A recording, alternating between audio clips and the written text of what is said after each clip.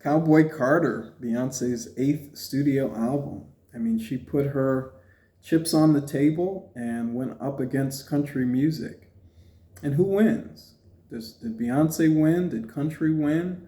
Did we all win? Let's go through the numbers and then you and I can kind of decide together. This is Beyonce's eighth number one studio album with over 400,000 albums sold. It actually exceeded analysts' expectations by like 60,000 albums, which is really, really cool in 2024. She's already got a number one country single under her belt with Texas Hold'em. We're talking now the number one country album and number one album overall. It'll be really compelling or interesting during the Grammys this next go around. It'll make Jay-Z's comments last year an interesting 1-2 punch if she does end up taking Album of the Year. And spoiler alert, the diversity of the album with all of the genres of music, it does lend itself to kind of being Album of the Year-esque, So who's winning in this conversation right now? Beyonce is. Beyonce went up head to head with country music and she seems to be on top right now. Especially considering all the chips that were up against her going into this genre of music. So my favorite singles on the album are the song Daughter, which has me in an absolute chokehold. It's one of the prettiest country melodies I think I've ever heard. Listen to the instrumental of Daughter. It's absolutely stunning. Other standouts for me are flamenco. I really love the mature lyrics of flamenco, and her vocals are obviously stunning. It's one of my favorites on the album, and it's like a sleeper song that a lot of people are talking about. Two Most Wanted, the duet with Miley Cyrus, is truly growing on me. It was not my favorite at first, but it is, the more I listen to it, I'm like, this is really a groove. And Bodyguard will round out my true standouts. It reminds me of like a Fleetwood Mac song. It's just such a nice, pure vibe and fun. It's one of my absolute favorites.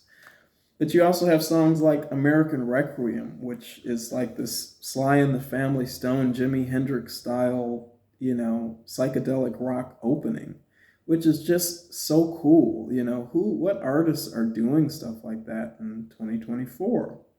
But I did have some songs that I thought, maybe we could have skipped. And, let me know if you feel the same way or if these were some of your faves. So some of my Passover singles, as I'll call them, are Alligator Tears. And I know that's some people's fave. And Levi Jeans with Post Malone. Now, first of all, I'm not a Posty fan. I never have been. But both of those songs are just too monotone or mid-tempo. Look at me calling someone monotone. But too mid-tempo and just weren't my faves.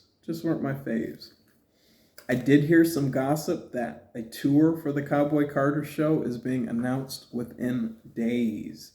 Somebody posted online that it would be announced on April 5th. And as I post this video, it's April 4th. So we'll find out within a matter of hours. I didn't see Renaissance, the tour in an arena. I went to see the film and I posted here on this channel my reaction to the film. It was the most fun I had had in theaters in years. And so, Beyonce, come get my $400. I'm coming to the Cowboy Carter show. And who's with me? Are you guys coming too? What was so cool about the album is the diversity, as we talked about. Beyonce refuses to be pigeonholed even into country.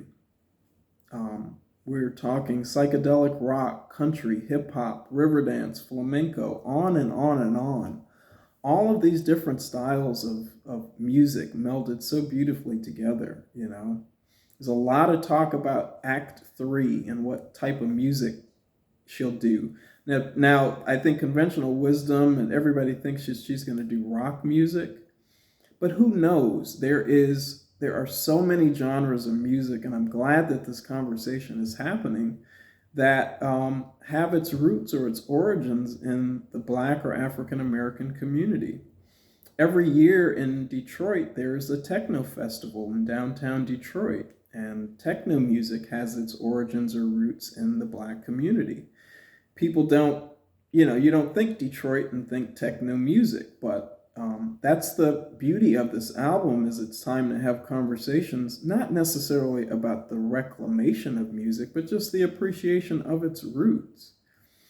And to me, that's what the win is. There is no win, Beyonce versus country music, because in my opinion, Beyonce is bigger than country music, but that's a video for another day.